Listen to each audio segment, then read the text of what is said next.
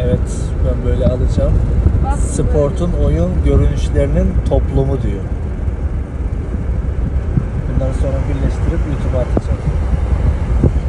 Burası da Belkarar. Belkarar burası mı? Aa, evet.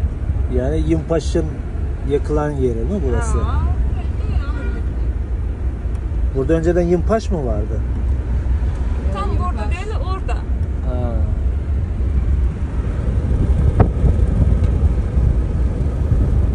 İşte o spor merkezi burası. Ha, Sport Muhimmanası. Burası da ekonomi üniversitesi. Evet işte. Ekonomi. Bizim Ekonomi. Leyli orada okumuş.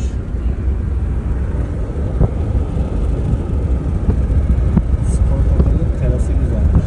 Burası.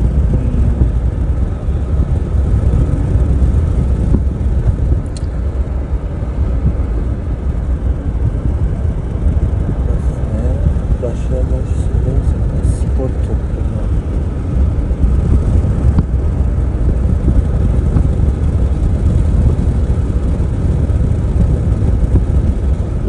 Sokağın adı Atatürk. Atatürk Caddesi. Atatürk, evet. Evet. Burası da annem ne başmaydı? Anlatıyor. Şehirçesi. Şehirçesi. Burası. Zarado. Aşkabat Olimpiyat. Olimpiyat Stadı. İşte.